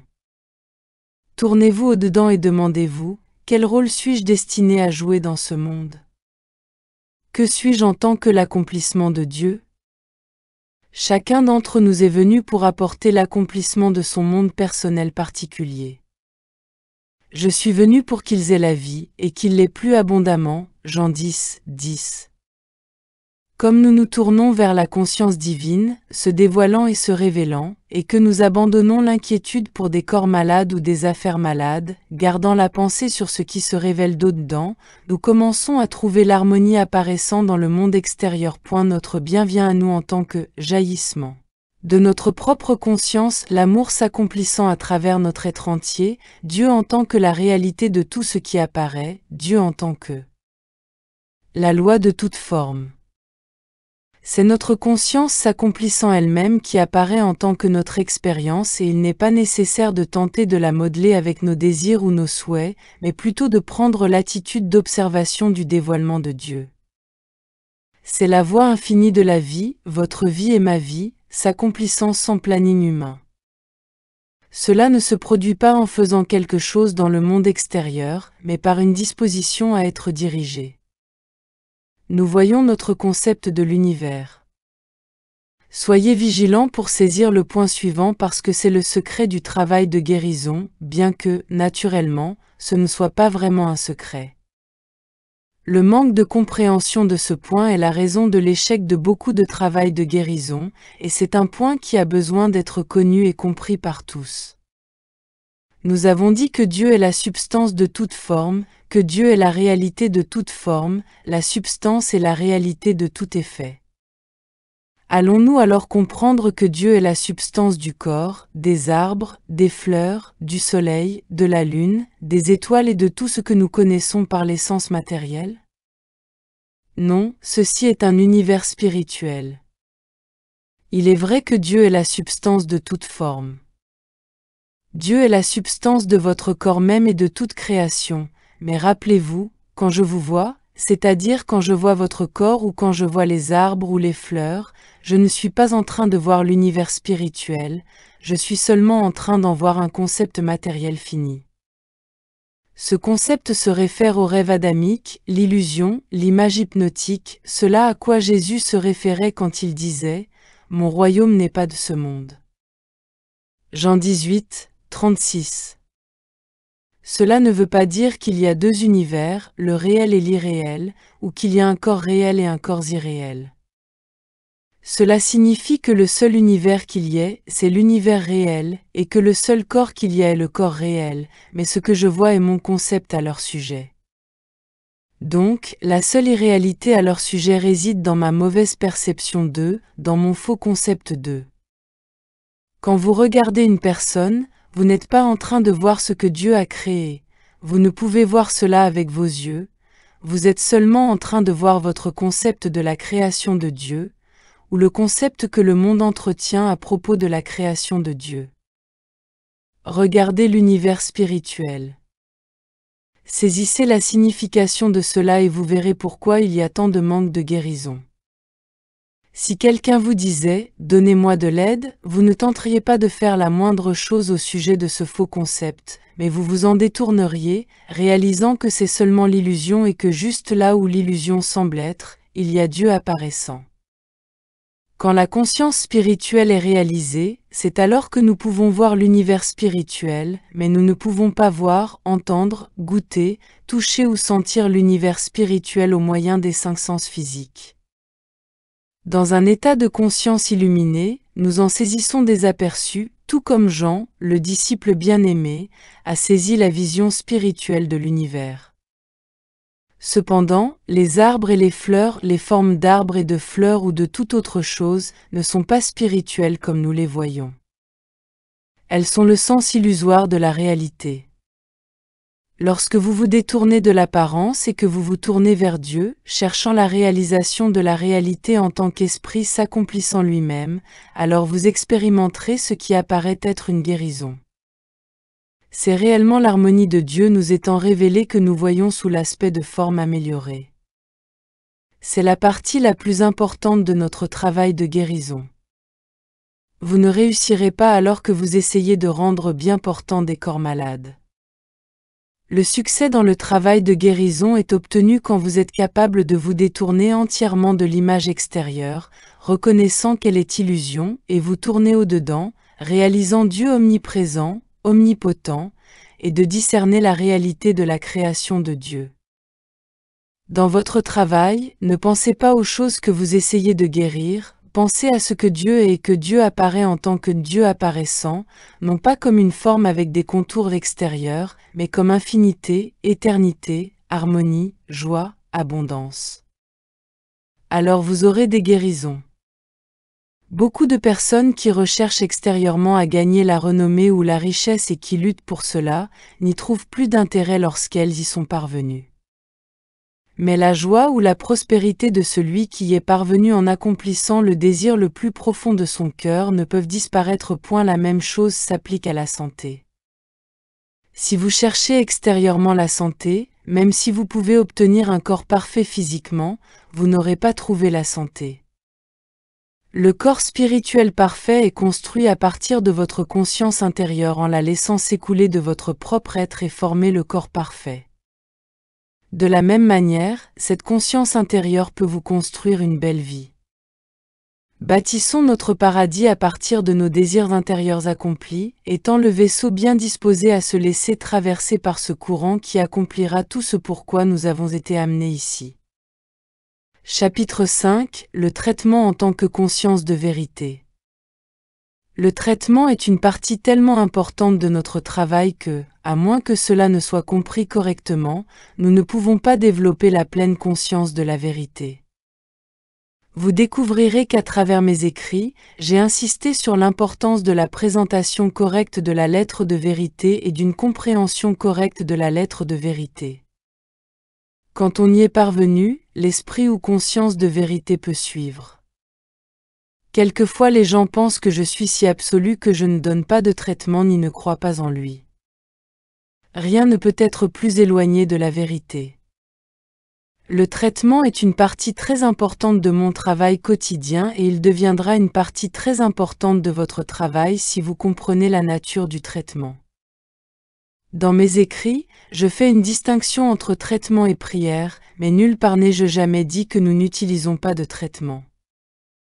La procédure dans le traitement à laquelle je fais objection est l'habitude de répéter machinalement des affirmations et des négations en croyant qu'elles vont faire quelque chose ou qu'elles guériront quelque chose. Il y a une différence entre traitement et affirmation et négation. Quand une affirmation ou négation sont répétées encore et encore et encore, cela devient hypnotique, davantage de la suggestion, et même quand cela produit des résultats, cela n'a pas produit une guérison spirituelle, mais seulement une guérison mentale. Ce sont deux choses complètement différentes. La guérison mentale est similaire à la guérison physique. Il peut y avoir une guérison aujourd'hui, mais demain, la semaine prochaine ou l'année prochaine, la condition pourrait revenir. La condition a seulement été suggestionnée à partir de la pensée, et c'est tout aussi facile de recevoir une suggestion qui produira la condition que de recevoir une suggestion qui la guérira. Établir la vérité de l'être dans la conscience. La forme de traitement de la voie infinie ne signifie pas guérir quelque chose, ni agir sur la pensée en tant que suggestion de santé jusqu'à ce que la pensée y réponde et dise « je suis bien ». Notre forme de traitement est davantage une répétition de la vérité de l'être, un transfert de la croyance matérielle ou mentale dans la réalisation de la vérité spirituelle. Les mots que nous disons ou les pensées que nous pensons ne constituent pas le pouvoir de guérison, mais ce sont les pas qui nous élèveront dans la conscience qui fait le travail de guérison. Du moment où nous éveillons le matin jusqu'à ce qu'arrive le repos de la nuit, nous sommes confrontés aux suggestions du monde du péché, de la maladie, du manque, de la limitation et finalement de la mort. Il ne semble pas y avoir une heure dans la journée qui ne soit pas remplie par les suggestions venant de la radio ou des journaux. Même si nous ne lisons pas les journaux, ou si nous n'écoutons pas la radio, ces suggestions sont dans l'air, trouvant à se loger dans notre pensée. Il semble même qu'elles arrivent plus vite que nous ne pouvons les rejeter ou les réfuter.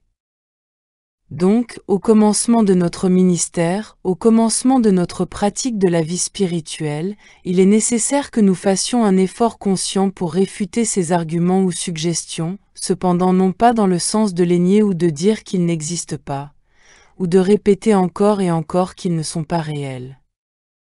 Réfutons-les dans la lumière de la méditation de la vérité spirituelle. Après des années de pratique et de méditation et de réalisation, il arrive un moment où il n'est pas plus nécessaire de circuler en réfutant les suggestions humaines qu'il n'est nécessaire de circuler et de déclarer que 12 fois 12 font 144. Après être allé à l'école primaire et avoir mémorisé la table de multiplication et être arrivé à un certain point de développement, nous n'avons plus besoin de circuler en récitant la table de multiplication. Chaque fois que nous avons besoin d'une réponse à un problème mathématique, elle est immédiatement disponible. Ainsi, avec ce qui précède, quand nous sommes confrontés à un problème, qu'il s'agisse d'un problème personnel ou de celui d'un patient, d'un ami, d'un parent, ou même de la nation ou du monde, la réponse est-elle immédiatement disponible. Mais c'est seulement après beaucoup d'années de méditation à propos des vérités spirituelles et après des années de pratique en réfutant les suggestions qui nous arrivent et en leur trouvant une réponse que nous pouvons finalement dire « Je n'ai pas à passer beaucoup de temps dans le sens ordinaire de traitement » ou « C'est tout aussi simple de rendre soin de 100 patients dans une journée que de 12. » Comprenons ce sujet du traitement. Toujours et encore j'ai dit que nous n'avons pas besoin de connaître le nom du patient. C'est vrai. En aucun point, même dans les toutes premières étapes de notre pratique, n'avions-nous besoin de connaître ni le nom ni même l'identité du patient. Si quelqu'un appelle pour de l'aide pour une autre personne, nous n'avons pas à demander qui veut l'aide ou même quelle est la nature de la revendication. Énoncer la nature de la revendication. Nous dire la nature de la revendication, bien que cela ne soit pas nécessaire, aide quelquefois, particulièrement du point de vue du patient. Très souvent, un patient véhicule dans sa pensée une peur terrible de quelque condition, une condition qu'il pense vraiment être présente dans le corps. La condition peut être entièrement imaginaire ou elle peut dériver de quelque chose entendu à la radio ou dans les journaux par cette personne.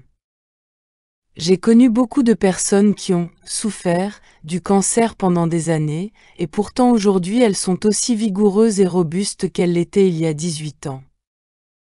Il y a une peur tenace en ce qui concerne la tuberculose, la poliomyélite, la grippe ou la pneumonie. Beaucoup de personnes souffrent de douleurs qui leur donnent la ferme conviction qu'elles ont ceci ou cela et très souvent, en parlant à un praticien, elles sont libérées de la peur. En la disant, elles la sortent de leur système, et en sachant que quelqu'un d'autre va avoir l'autorité, il est plus facile pour elles de s'en débarrasser que cela ne le serait autrement. Donc, dans des cas de cette nature, cela aide parfois de laisser le patient dire la nature de sa requête s'il le souhaite. Ici cependant le praticien doit-il être sage? Une fois que la demande a été formulée, il ne devrait pas permettre à l'étudiant de la redire encore et encore, on doit la laisser tomber, aussi bien dans l'intérêt du patient que dans celui du praticien. En second lieu, cela peut aider également le praticien que la nature de la demande soit énoncée parce que, indépendamment de l'avancement du praticien, chaque fois que quelqu'un demande de l'aide, il se passe quelque chose dans la conscience du praticien. Que cela se fasse consciemment ou non, quelque chose se produit. Par exemple, si quelqu'un téléphonait et disait « Mon bras est paralysé », immédiatement, que le praticien y pense consciemment ou non, il y a une réponse au-dedans de lui qui reconnaît la conscience comme étant la cause et la source de toute action, pas le corps, pas les muscles. Et de cette manière il y a une réponse directe à la prétention d'inaction ou non-action. Commencez votre traitement par le mot Dieu. Il peut s'agir d'une revendication concernant quelque erreur mentale, et alors, là aussi, quelque chose se passe dans la pensée du praticien en relation avec l'idée que Dieu, ou sagesse divine, est intelligence universelle, la seule intelligence, et que le cerveau ou le corps n'ont pas en eux-mêmes une intelligence qui leur soit personnelle. Il y a une seule intelligence, et c'est Dieu. Tout ceci se passe dans la conscience du praticien, que ce soit consciemment ou inconsciemment, mais cela se passe. Aussi, pour tous ceux qui ne sont pas encore depuis suffisamment longtemps dans ce travail pour savoir que cela se produit, même si ce n'est pas consciemment, il devient nécessaire de traiter consciemment. Si l'appel à l'aide concernait une déficience mentale, la personne donnant le traitement devrait réaliser « Pourquoi ? L'intelligence est Dieu, elle n'est pas personnelle. Il n'y a pas une chose telle qu'une personne ayant plus d'intelligence qu'une autre. » L'intelligence est une activité de l'unique âme universelle, et pour cette raison elle est universelle, impersonnelle et impartiale, n'égale en tout être spirituel. La totalité de nos ennuis est venue de la croyance qu'il y a un vous et qu'il y a un je séparé de Dieu, chacun vivant sa propre vie, chacun dépendant de son éducation ou de son manque d'éducation, des circonstances de l'environnement, ou de conditions nationales ou internationales. Cela, c'est la croyance, mais la vérité est que, puisque Dieu est tout, puisque Dieu est être infini, Dieu n'est jamais la victime de la discorde. Ceci constitue un traitement pour chaque situation. Vous pouvez traverser toute la catégorie de l'erreur humaine, et en commençant par le mot Dieu, vous pouvez trouver le traitement correct pour l'erreur de n'importe quelle nature. Commencez toujours votre traitement par le mot Dieu. Si la revendication ou la croyance a quelque chose à voir avec l'action ou l'intelligence, vous pourriez immédiatement penser à Dieu en tant qu'intelligence, et quoi que ce soit que vous découvriez sur Dieu comme intelligence, c'est ce que l'individu est. Si la demande est une demande à propos de la peur de la mort, vous pourriez demeurer sur l'idée de Dieu en tant que vie, et tout ce que vous trouverez être Dieu comme vie, l'individu l'est. Puisque la vie est immortelle, éternelle et omniprésente, ses qualités de vie sont vraies de l'individu. Cela pourrait être votre traitement. Quand nous avons réalisé ou formulé la vérité à propos du problème, alors il est temps pour nous de nous mettre en retrait et de prendre une attitude d'écoute, comme si maintenant nous étions amenés à cet endroit de réalisation, ou prise de conscience consciente, où nous allons recevoir une réponse. Nous attendons pour recevoir une assurance que tout est bien, que notre problème a été déposé au bon endroit pour qu'il en soit pris soin. C'est à ce point-là, après que le traitement ait été donné, que la prière commence. La prière, comme je la comprends, est la parole de Dieu. La prière n'est pas quelque chose que vous faites, la prière est quelque chose dont vous devenez conscient. La prière est la parole de Dieu qui vous vient. C'est la petite voix tranquille, vous apportant une assurance d'harmonie, de paix, de joie, de puissance, de domination, de santé, d'état complet et d'abondance. Donc, après que vous ayez donné le traitement, que ce soit pour vous ou pour quelqu'un d'autre, asseyez-vous tranquillement et ouvrez la conscience. Me voici, Père, parle Seigneur, car ton serviteur écoute. Samuel 3, 9, et attendez que la réponse vienne. La conscience de guérison. Par-dessus tout, rappelez-vous ceci, le moindre désir pour un gain personnel, la moindre trace d'égoïsme, annule le processus tout entier. Il n'y a rien à gagner, et notre travail ne peut être fait du point de vue qu'il y ait quelque chose à gagner. Dieu est être infini, se dévoilant indéfiniment, se révélant, se déployant, se manifestant et s'exprimant lui-même en tant que vous et en tant que moi. Le seul but du traitement, le seul but de la prière, est pour nous de devenir consciemment conscients de la perfection qui existe déjà. Tout ce dont nous devenons conscients en tant que vérité en ce qui nous concerne et en ce qui concerne notre être doit être compris être la vérité concernant quiconque. En d'autres mots, il ne peut y avoir une prière pour que le soleil brille seulement dans notre jardin. S'il doit y avoir une prière pour que le soleil brille, cela doit concerner la période où le soleil brille. Nous devons être prêts à ce que le soleil brille autant dans le jardin de notre ennemi que dans le nôtre. Quand nous entretenons dans la pensée un certain sentiment d'inimitié ou de haine, le traitement ou la prière sont vides. Le maître chrétien enseigna, donc, si tu apportes ton offrande à l'autel, et que là tu te souviennes que ton frère a quelque chose contre toi, laisse là ton offrande devant l'autel, et va-t'en tout d'abord te réconcilier avec ton frère, et puis reviens et donne ton offrande. Matthieu 5, 23, 24. Mais je vous le dis, aimez vos ennemis, bénissez ceux qui vous maudissent, faites du bien à ceux qui vous haïssent, et priez pour ceux qui abusent de vous et vous persécutent. Matthieu 5, 44. Alors Pierre s'approcha et dit, Seigneur, combien de fois pardonnerai-je à mon frère lorsqu'il péchera contre moi? Sera-ce jusqu'à 7 fois? Jésus lui dit, je ne te dis pas jusqu'à 7 fois, mais jusqu'à 70 fois 7 fois.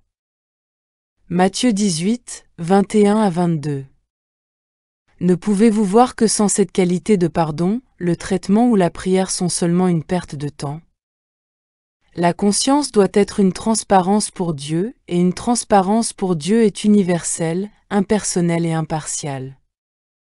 Sa pluie tombe également sur le juste et sur l'injuste. Les enseignements du Maître sont remplis d'amour et de pardon, sans jamais une trace de jugement ou de condamnation. Rappelez-vous, dans le cas de l'homme né aveugle, quand les disciples demandèrent au Maître qui avait péché, cet homme ou ses parents, pour qu'il soit né aveugle? Jésus répondit, ni cet homme ni ses parents n'ont péché, Jean 9, 2, 3. Et à la femme adultère il dit, moi non plus, je ne te condamne pas, Jean 8, 11.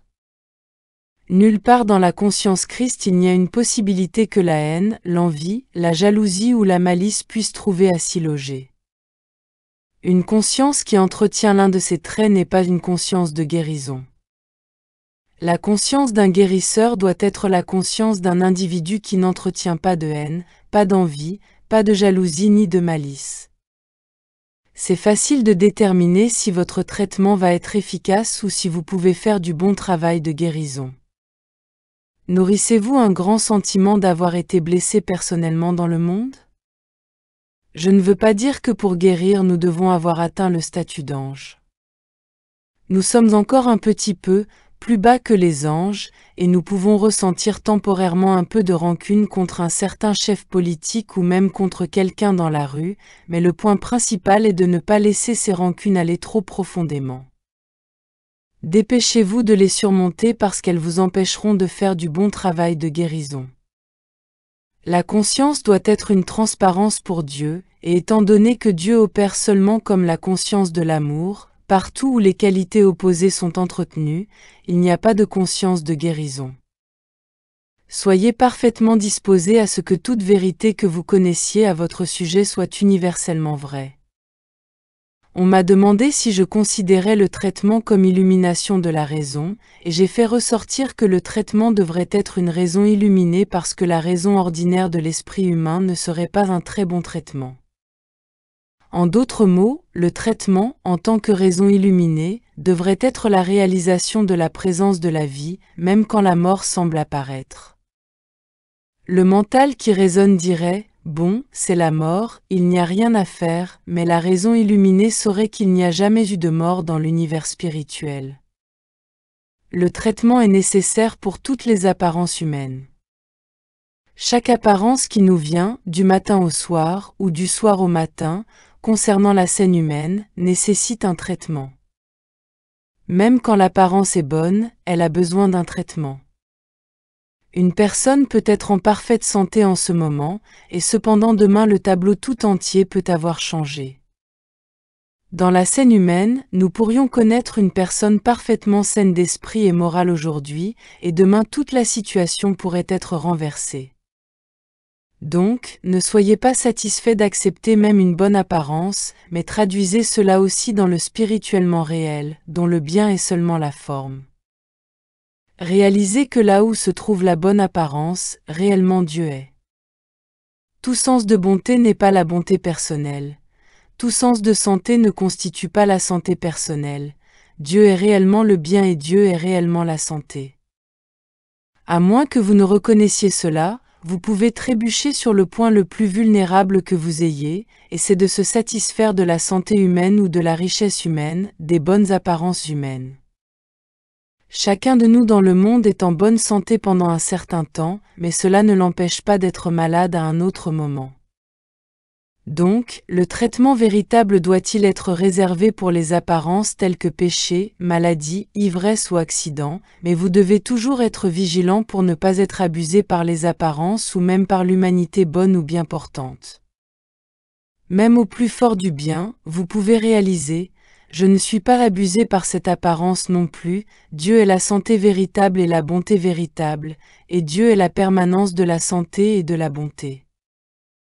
Dans le monde métaphysique, la plupart des traitements sont réservés pour le péché, la maladie, le manque, la limitation et la mort, mais dans notre travail, tout autant de traitements est nécessaire pour des apparences humaines de bonne santé et de richesse.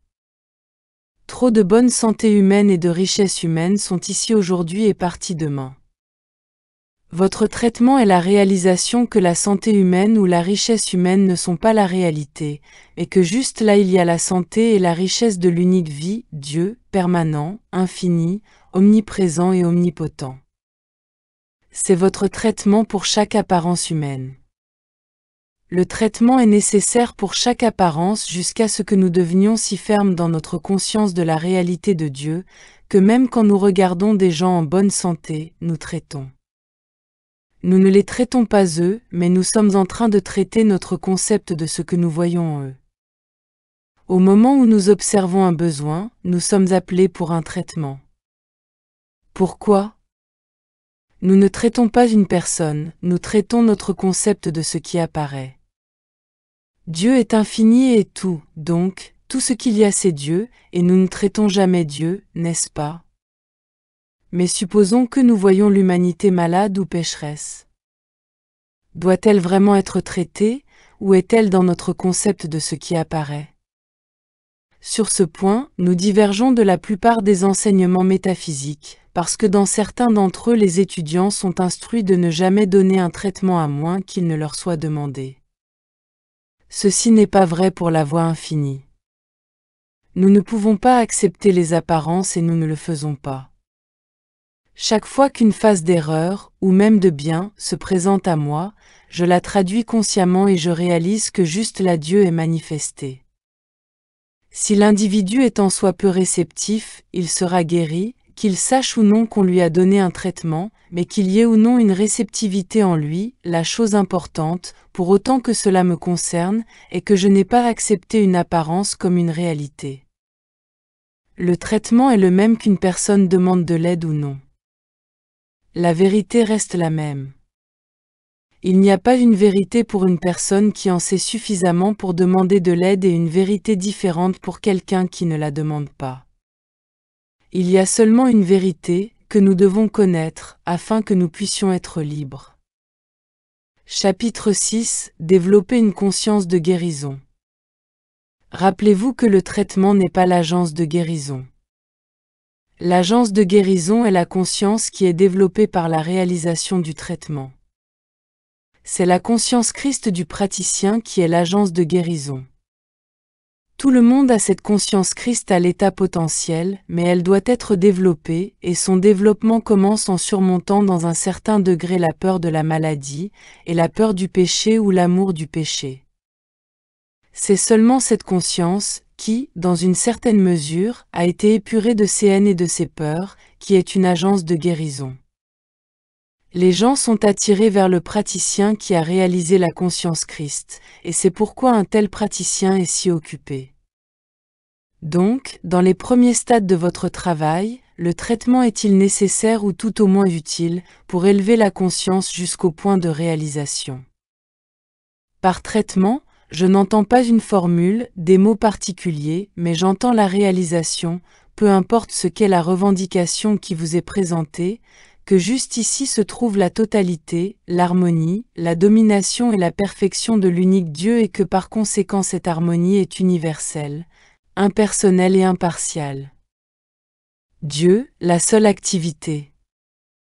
Quand nous sommes appelés à l'aide là où la substance du corps humain semble impliquée, il doit être clair que l'esprit, étant la seule substance, doit être la substance et la forme du corps, et que l'esprit, étant omniprésent la forme parfaite doit toujours être présente, indépendamment de l'apparence. L'esprit, dans toutes ses formes et variétés, est omniprésent. Tandis que les sens disent que le pouvoir ou substance sont dans la forme, l'illumination spirituelle révèle que le pouvoir, la substance et la loi sont toujours dans l'esprit. Supposons que la revendication soit une revendication d'inaction ou d'insuffisance d'action. Les intestins, le sang, ou toute autre partie du corps peuvent être affectés. Votre première réalisation devrait être que toute action est l'activité de la conscience, que ce serait une impossibilité pour le corps d'avoir soit une bonne soit une mauvaise action, parce que toute action est l'activité de la conscience, et que cette activité s'exprime en tant qu'action du corps. Le corps, de lui-même, n'a pas d'action du tout. Aussi, à chaque fois qu'il y a une revendication ou croyance d'une activité discordante du corps, qu'il s'agisse de non-action, d'insuffisante d'action ou d'excès d'action, il y a seulement une réponse: toute action est action de Dieu. Le mental, en tant qu'un instrument de Dieu, est le seul acteur, la seule action, et le corps reflète simplement cette action. Donc, pour quelqu'un qui essaie de traiter une main, un bras ou un pied ou quelque organe ou fonction du corps, ce serait comme essayer de traiter les murs pour changer leur couleur ou leur forme ou leur texture. Cela ne peut pas être fait. Rappelez-vous que le mental est le seul instrument de l'action, et donc nous ne traitons pas l'action elle-même.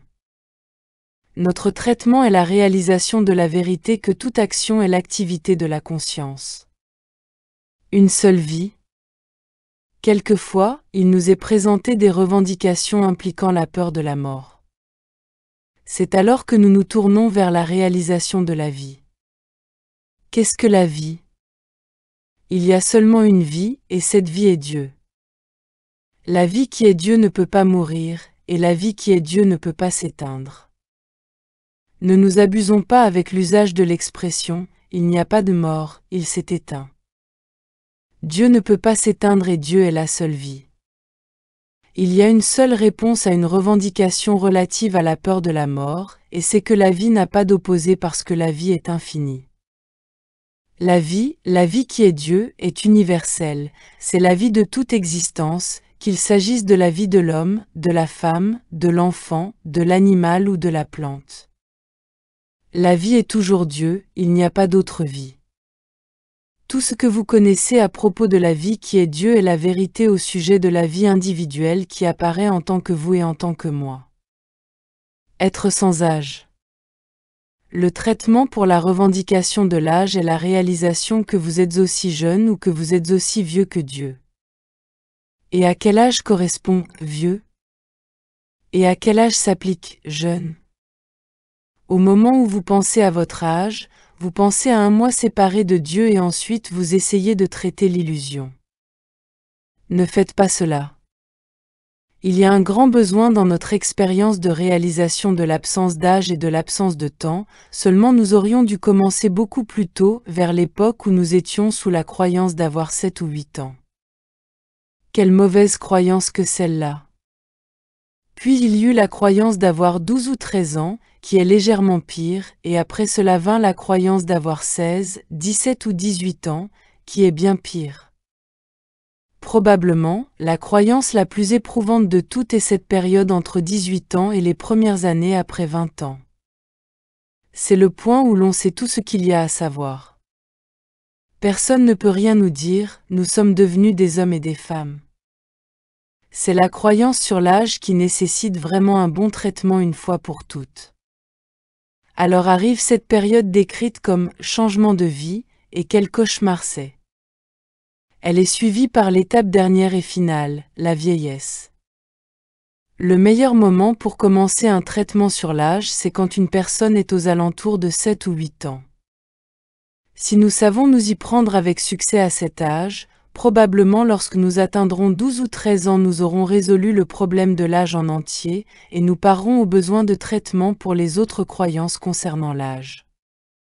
Cependant, pour la plupart d'entre nous, la croyance en ce qui concerne l'âge n'a pas été confrontée à 7 ou 8 ans, ni même à 12 ou 13 ans, et ainsi avons-nous à y faire face maintenant. Il est temps de réaliser qu'étant donné que Dieu est notre vie individuelle, nous avons le même âge que Dieu. Comme nous apprenons cela, nous apprenons de plus que cette vie n'a jamais eu un commencement et n'aura par conséquent jamais de fin.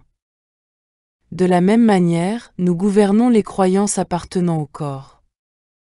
Dieu, l'esprit, étant la seule substance, il n'y a aucune raison pour que le corps ait moins de vitalité ou soit moins puissant à 90 ans qu'à 19 ans. Le corps lui-même ne connaît pas son âge, il ne peut pas lire le calendrier. C'est seulement nous qui savons cela et c'est nous qui acceptons la croyance en l'âge qui se reflète extérieurement sur le corps. D'un autre côté, si nous réalisons notre véritable identité comme étant esprit, alors le corps est-il spirituel, et le corps est-il tout autant sans âge que nous-mêmes le sommes. Le corps devrait manifester tout le temps la plénitude de la maturité. Il ne devrait jamais manifester ce que nous connaissons comme enfance ou comme jeunesse ou comme âge mûr ou comme vieillesse. Le corps devrait montrer la plénitude et la maturité de la force de l'âge, et il le ferait ainsi seulement nous avions connu cette vérité à temps. Si nous avions compris suffisamment tôt que notre véritable identité est esprit, nous nous serions évité beaucoup des changements qui se produisent dans la structure physique. Mais il n'est pas trop tard. Maintenant est le seul moment qui existe, et nous pouvons commencer en ce moment même. Alors, dans 10 ans, nous pourrons paraître 10 ans plus jeunes que nous ne le paraissons actuellement. Mais, nous aurons à connaître cette vérité consciemment. Ne pensez pas un seul instant que du seul fait de lire des livres de métaphysique ou de suivre des classes métaphysiques ou d'assister à des conférences vous démontrez la vérité. Cette vérité doit être démontrée par vous individuellement par l'activité consciente de votre propre conscience. Ce n'est pas quelque chose que vous pouvez considérer acquis. Vous ne pouvez pas déclarer « Oh, Dieu est ma vie » et laisser cela prendre soin de tout. Non, pas du tout. C'est une activité consciente de la conscience individuelle, une activité consciente de la conscience consciente, jusqu'à ce qu'elle fasse tellement partie de notre nature que nous n'avons plus à y penser. Mais, pendant un temps long, très long, il nous est nécessaire de nous la rappeler quand nous nous levons le matin, j'ai le même âge qu'hier, je suis la même vie, le même intellect, le même esprit, le même corps. Tout ce que le Père a est à moi, tout ce que le Père a en ce qui concerne l'absence d'âge, l'absence de changement. Tout ce que le Père a d'intelligence, de sagesse, de direction et de guidance, tout est à moi. Les affaires en tant qu'une activité de conscience. À certaines saisons ou à certaines périodes, le monde en arrive à des croyances de chômage et de récession. Là encore notre réalisation doit être que Dieu est la seule existence. Dieu n'est pas employé, sauf qu'il est employé à être Dieu. Comment Dieu pourrait-il être au chômage? Il devrait cesser d'être Dieu. Dieu, employant ses propres qualités et son action, et son intelligence et son service, individuellement en tant que vous et moi, est le seul emploi qui existe. Ce n'est pas vous ou moi qui travaillons ou sommes employés. Dieu est le seul employeur et Dieu est le seul employé, et de plus Dieu est toujours employé dans de grandes actions, dans de grandes œuvres, dans de grandes idées. Dieu ne peut pas devenir la victime des conditions mortelles ou matérielles, que Dieu apparaisse en tant que vous ou en tant que moi, mais pour ne pas être affecté par de telles conditions, il est nécessaire de réaliser ce traitement qui consiste en ce que c'est Dieu, toujours et seulement Dieu. Répéter simplement ces déclarations sous forme d'affirmation et de négation ne fera rien pour vous. C'est seulement quand ces affirmations à propos du travail imprègnent tellement votre conscience que vous en avez la pleine réalisation qu'elles deviennent une réalité dans votre expérience. Faire seulement des citations ne servira à rien. J'ai connu trop de gens qui circulaient en déclarant « mes affaires sont bonnes », alors que tout le temps ils couraient à la faillite. Ce ne sont pas mes affaires qui sont bonnes. Ce sont les affaires qui sont bonnes, les affaires, l'activité de la sagesse divine. Mais, étant donné que c'est une activité de mon mental, cela rend mes affaires bonnes. Cependant, c'est seulement quand j'associe mes affaires aux affaires de Dieu qu'elles deviennent exprimées individuellement, harmonieusement et joyeusement évidentes. Réalisez consciemment la vérité.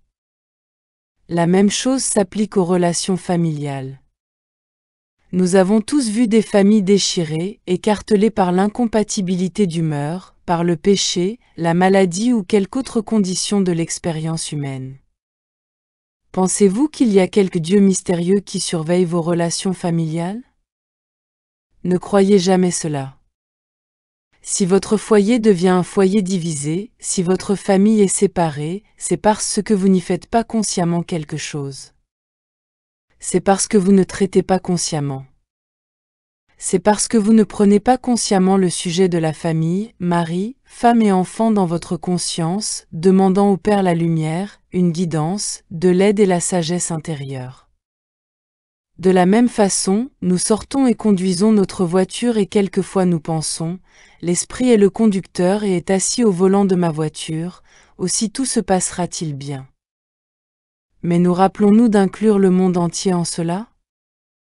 Réalisons-nous que Dieu est l'esprit de chaque individu sur la route?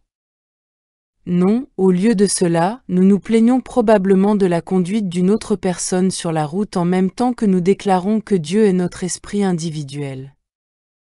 C'est là qu'arrivent les ennuis. Il n'y a aucune justification à notre croyance que du fait que nous soyons des métaphysiciens, nous avons une sorte de protection divine que les autres personnes ne possèdent pas. Nous avons une protection divine seulement en proportion de notre utilisation de ces lois de vérité, les introduisant dans notre conscience consciente jusqu'à ce qu'elles deviennent une partie et une parcelle de notre être. Voyez-vous à quel point le traitement est nécessaire? Si vous ne connaissez pas cette vérité, vous n'avez rien avec quoi guérir parce que toute guérison est basée sur une conscience de vérité, et avant que vous ne puissiez obtenir la conscience de vérité, vous devez au moins connaître la lettre correcte de vérité. En vivant avec cette lettre de vérité correcte, finalement votre conscience se trouve remplie par la vérité, et ensuite, quand vous êtes confronté à toute revendication, vous n'avez pas à passer par le processus de penser à la vérité et de la répéter. Il y a la connaissance consciente de l'omniprésence, et c'est juste assez pour dire « Merci Père ». C'est comme être capable de dire 144 quand quelqu'un dit 12 fois 12. N'hésitez pas à utiliser le traitement. N'hésitez pas à méditer les vérités spirituelles concernant toute revendication qui pourrait survenir. Ainsi, pendant les années à venir, vous allez découvrir que vous allez être très actif à pratiquer le traitement. Ne laissez jamais, cependant, le traitement devenir un processus de routine, un rituel ou un rite. Ne laissez jamais le traitement devenir une habitude. Ne le laissez jamais devenir tellement une habitude que vous allez accomplir mollement. Ne faites jamais cela. Un tel traitement n'aidera pas parce qu'il serait une formule et serait seulement de la suggestion. Un traitement doit être une réalisation consciente de la vérité.